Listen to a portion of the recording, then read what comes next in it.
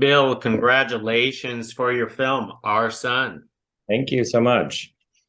More of a congratulations is being showcased at the one of the most prestigious film festivals in the world at Tribeca. How do you feel about that, Bill? I'm very excited. It's my second time at Tribeca. My first movie premiered there as well in 2018. So it's been a few years, but it's a great festival. They do a really good job. The audiences are really supportive. I live here. We shot the movie here. So a lot of cast and crew and family and friends will be in attendance. So it feels great. That sounds wonderful. So tell us where the original idea came from for Our Son. Yes. So after our first movie, my writing partner and I wanted to make a film that was that reflected our community, that was about queer people in the leading roles, not just in supporting roles, and just kind of showing them going about their lives. And we wanted it to be relatable to a wider audience and wanted it to be serious, but also hopeful. And we came upon the idea of divorce, which was kind of interesting because we hadn't seen that before. It's a fairly new thing. The right to divorce comes the right to marry comes the right to divorce. But then the divorce kind of divorce brings to the fore all these themes like family and the importance of friendship, the importance of community, parenting, intimacy and security, all these things that we could relate to and latch on to and to tell the story. So how did you want to approach LGBTQ divorce? Because this is something fairly new in our society. It was just a few years ago that we had gay marriage, and I remember reading an article just a few years ago about the first gay divorce. Yeah. So so how do you approach something like this, or do you approach it just as a divorce like anything else? Yeah, so I'm not divorced, and neither is my co-writer. We've been through breakups, and I went through a breakup while I was also trying to raise two sons, and so I could relate to that part of it without the legal procedural element. But in order to get that right, we talked to some friends who'd been through divorce, gay and straight, through to family attorneys who've had clients both kinds, and we learned that now that gay marriage is legal, divorce is kind of the same.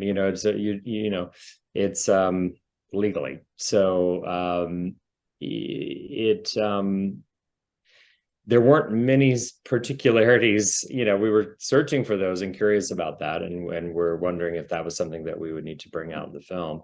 But I think it's more about just finding an attorney who's supportive and understanding, possibly queer themselves, and hoping for a judge who's understanding. And in a place like New York, they've seen it all. So, but prior to the legalization of marriage, when a couple divorced, a gay couple, or separated when kids are involved, it was very difficult, very complicated. Mhm. Yeah. So, in this case, for the film Our Son, could you talk about developing the custody battle over one child? Right. So, we part of doing a divorce drama, there's sort of it's a kind of a genre unto itself.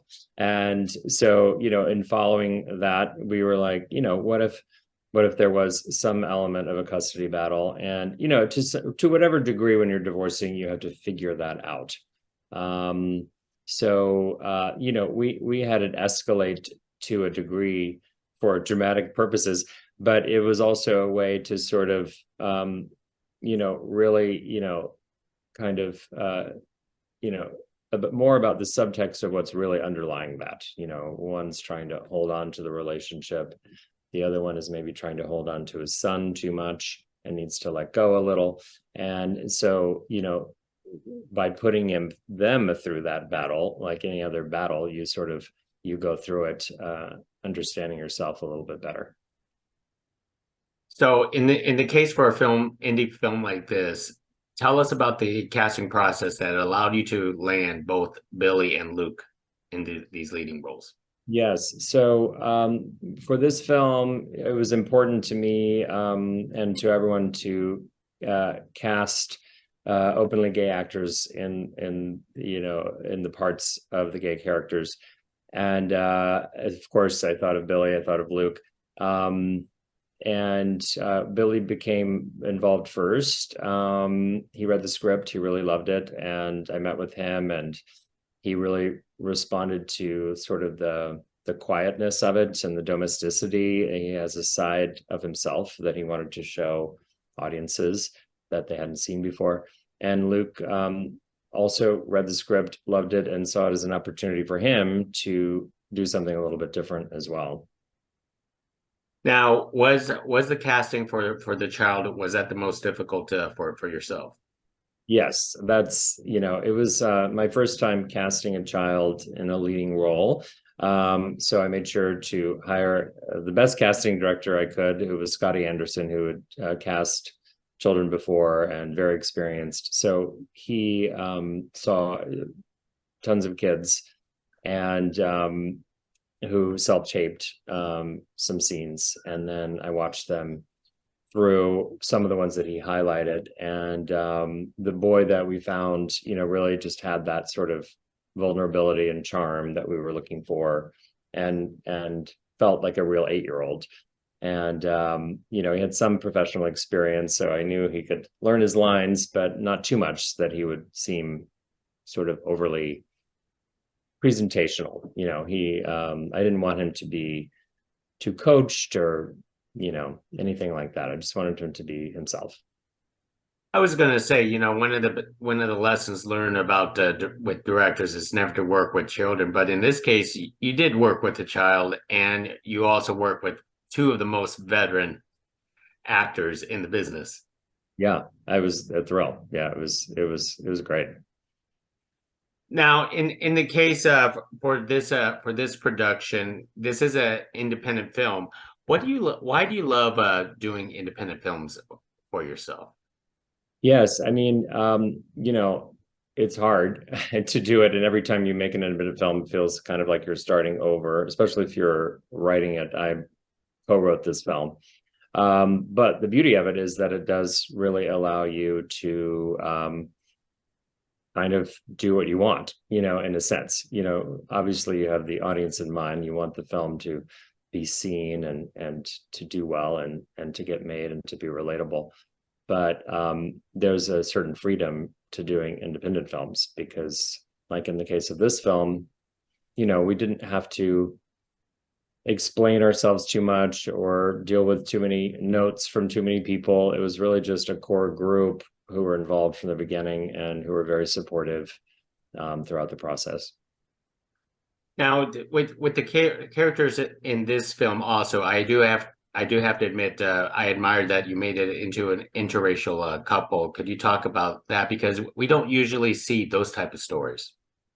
Yes, that was very important to us to have as diverse a cast as possible. And I have my best friends are in an interracial relationship. I just feel like, that's kind of, the future as taboos around that sort of fall away. And, it also just fell in place with these two actors, to be honest, but it was part of it was in the script. And that their child be interracial as well to sort of reflect their union. And I'm curious, Bill, which of these two fathers that you relate to the most? Uh, I am a father, so and I have two sons who are now 19, so I've gone through it, and I would say it was a very interesting process to write and direct it because having two fathers allowed me to explore kind of both sides. And my first film was about a person who has two brothers who share a body, and it was like exploring the two sides of kind of the psyche. One is more introverted, one's more extroverted.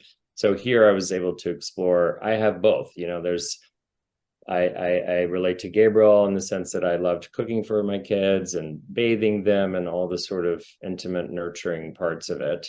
And then, but I also grew up with a father, in the '60s who was more of the Mad Men era, who came home from work, had dinner with us, but then was a little bit out of sight. So, you know, that was the style that I learned. I think we learned from our own parents, and you have to either work against it, consciously or unconsciously. Sometimes it just creeps in, and it's sort of like, so I would say both.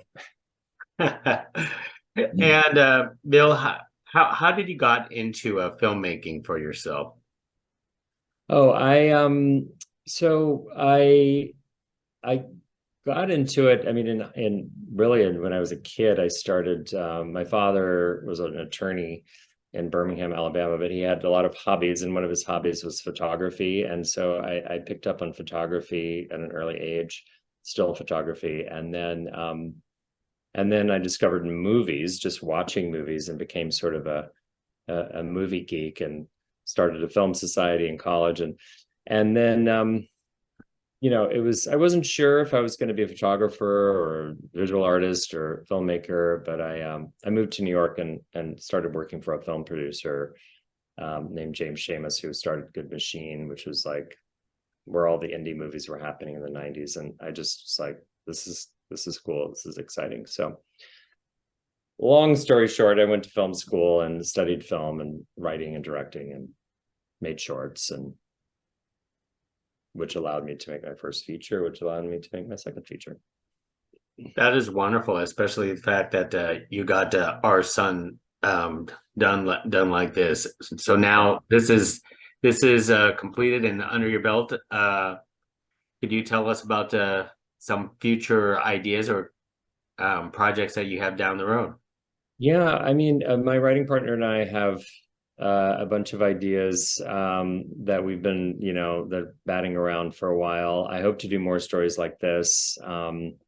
We have a script about a period in the life of Louise Brooks, who was a silent film actress that we've been trying to get made for a while. I would love to see that happen. I have something I'm exploring about the early days of disco in New York. So we'll see. We have other ideas in the pitch phase. So, it's kind of, nothing is in the works yet. So we'll see. We're just literally just finished this film and trying to get our heads to wrap around the next thing. Most excellent. And before I forget, this being Pride Month itself, it's also very timely. Tell us about the importance of telling, these queer films, these queer stories. Yes. I mean, we started this film, I would say 4 or 5 years ago. And, I say, it started as a film that we wanted to make, and then it became a film that we needed to make, and that was important. I mean, I think, now that we're facing these attempts to sort of erase or dehumanize, that it's important to have these sort of films that are grounded in realism, just to show that yes, these families exist, these people exist, they always have, they always will, and that they are human. I mean, that definitely went into that was very intentional on our part. Not that it's a political film, but that the personal is political, so it is in some senses. Yeah. Well said, well said. And I love your film, Our Son. I even shed some tears at the end. It was beautiful. Thank you very much, Bill, for carrying this Good. conversation with us. Thank you so much. Thank you.